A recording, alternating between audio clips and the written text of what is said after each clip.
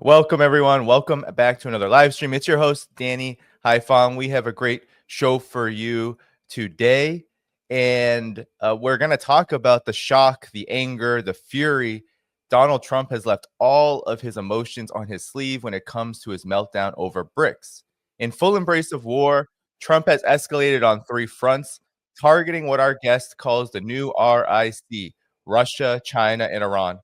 What are these rising powers doing to draw increasingly desperate ire from the Trump regime? And how is the US NATO war on BRICS changing the world indefinitely? Our first guest is the person to tell us. It is Pepe Escobar, journalist, geopolitical analyst. He has written for outlets like Strategic Culture, Sputnik, The Cradle, and much more. Pepe, good to be with you. Good to be with you. Cheers, everybody. Of course. Well, Pepe, I wanted to get to your piece. Actually, you wrote a very good article in Strategic Culture recently that summarizes this war on BRICS. You wrote, "It's 1, 2, 3. What are we fighting for? NATO's wars. Circus ringmaster shtick." I'm guessing you're referencing Donald Trump. "Only accelerates the BRICS global South high-speed train." So, Pepe, let's talk about it. Trump's threats have come against BRICS amid a summit that you just attended, held by BRICS in Brazil. Talk about why Donald Trump and NATO, both of them together, increasingly sending threats and issuing deep warnings to BRICS. What is Russia, China, and Iran in particular doing? Because these are the three powers you mentioned are the ones under the biggest of the threats to draw this kind of ire, Pepe. Well, it's a long answer. And I cannot give you the Hollywood 25-word pitch. Okay, let's try something in the middle, right?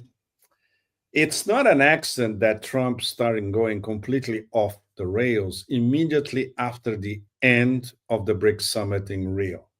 In fact, the day after. Well, obviously, he doesn't know what BRICS is. And as extra confirmation, I'm going to quote him directly to all of you, our audience. Start quote. "When I heard about this group from BRICS," so it's not BRICS, it's a group from BRICS, 6 countries basically. So he doesn't even know how many countries are in BRICS or are BRICS partners, etc. "I hit them very, very hard. And if they ever really form in a meaningful way," so BRICS is not formed yet, according to Trump, "it will end very quickly, I'll tell you. They won't be gone very long. I don't think they'll even do it." Do it means what? De-dollarization is the only thing in his mind. "They're virtually afraid to me." End quote. Well, I could rest my case now, but okay, let's get into some juicy details. Obviously, Trump didn't read the 137, 138 plus points BRICS Rio Declaration, which was issued in the first day in Rio. It was on no, it was issued on the second day of the summit, but very, very early, before the end. Summit was on a Sunday or a Monday. This was released on a Monday, which is basically BRICS telling the global South and the world at large, what are they doing? Essentially, working for a different system of international relations, geopolitically and geoeconomic, and away from total domination by Western institutions. This means this is not going to be Bretton Woods 2 or 3.0. This is post Bretton Woods, essentially. And everyone with a brain in DC and around know what that means. Trump, somebody must have whispered a mantra of 3 or 4 words, and that's the only thing that registers in his mind, because as you know, he only registers sound bites and closed captions, very, very close, not more than 4 words and not more than 5 seconds. So somebody told Trump, this group is going to de-dollarize. And this is the only thing that he's mind retained. So obviously, he keep every time that he mentions BRICS, which he still doesn't know what it is, what it means, how many countries, you name it, nothing. Isn't Spain in BRICS, Pepe? Anyway, continue. Exactly. And by the way, Spain is in BRICS, and this is basic 6 countries basically, to quote him again, right? Okay. It's de-dollarization. So obviously, because, as we all know, once again, and it's worth repeating, Trump doesn't read, period. And when I mean doesn't read, he doesn't read anything. If it's not a soundbite, if it's not a Fox News segment, forget it. He doesn't know anything exists, in fact. Can you imagine Trump trying to read something like this? This is a very, very detailed Shanghai Institute of Strategic Studies report on BRICS, and they started in Kazan all the way to Rio. And they released this report before this, 2 or 3 months before the summit. Trump wouldn't even read the title of something like this. And this report like this explains not only what BRICS are doing, but what they have been doing since the summit in October last year in Kazan, all the way to Rio a few days ago.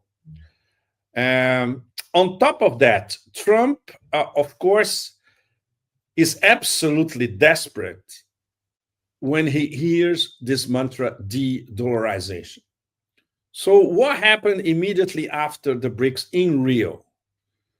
He unleashes or threatens to unleash 50% tariffs on all Brazilian to the United States. Very, very interesting. The US has a trade surplus with Brazil. For the past 15 years, it's around $400 billion. So this is not about US-Brazil trade. It's a completely different thing. This is an attack on Brazil and an attack on Brazil's domestic policy and trade policy as well. That's where the Bolsonaro drama steps in.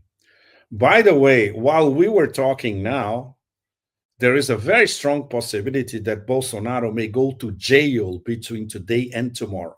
This is how hard it gets. So when Trump launched this threat, precisely timed immediately after the end of the BRICS summit, which was overall a success. And many of us were not expecting it. The expectations were very, very low.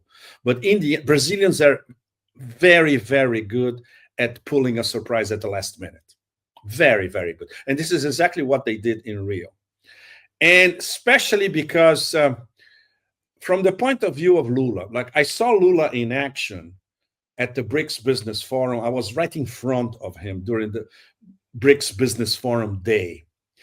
And many of us, we understand Lula's body language and his acts. Just to give an example to all of you.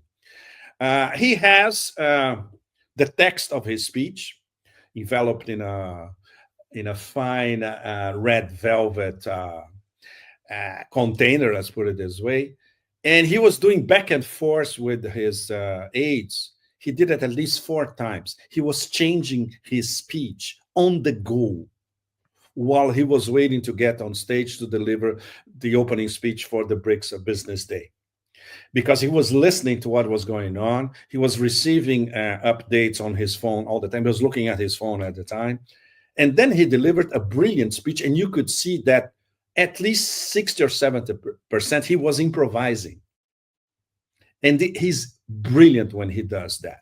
And to complement that, he had Anwar Ibrahim, the prime minister of Malaysia, immediately after him. Yeah. And the room was packed with businessmen from everywhere in the global south, mostly Brazilians, but from all over the global south. When Ibrahim started speaking, people were like, for them was the first time that they saw one of the best statesmen in Asia and in the world for that matter. And Ibrahim is a master of concision, sharpness, and excellent delivery. And Anwar Ibrahim explained to the room in a little over 5 minutes what BRICS is all about. So when you put these two speeches together, it was a masterpiece from two very, very good statesmen, and focusing especially on the geoeconomic aspects of BRICS. Nobody talked about de-dollarization. Very, very important. It was about doing business. It was about integrating the BRICS regions into doing more business in their national currencies, of course. And Lula, he made a special mention to all these different BRICS groups that are linked to the main BRIC business group, which is basically businessmen. There is a group, I don't know, many of you in our audience probably don't know that. There is an institution called Women's BRICS Groups.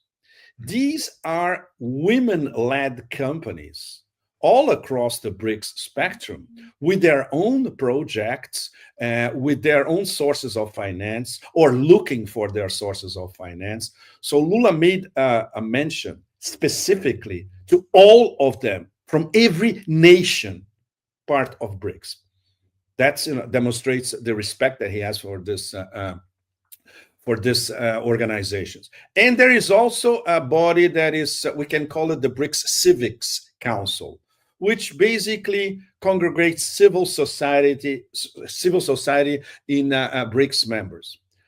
After this, the start of the day, Lula received personally representatives of these three organizations, the Civics Council, the Women's Council, and the larger BRICS Business Council. He said, well, the work that you're doing is absolutely outstanding. And this is the kind of work that you don't see in headlines anywhere, you know.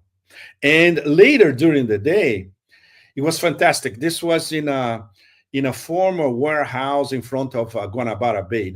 Beautiful, absolutely beautiful setting. People were absolutely drooling, you know, drinking excellent Brazilian coffee. And then I could meet many of them. I met, for instance, an extraordinary woman who's the head of the Egyptian chapter of the Women's BRICS Council. And they do grassroots work, but with the BRICS umbrella behind it. You know,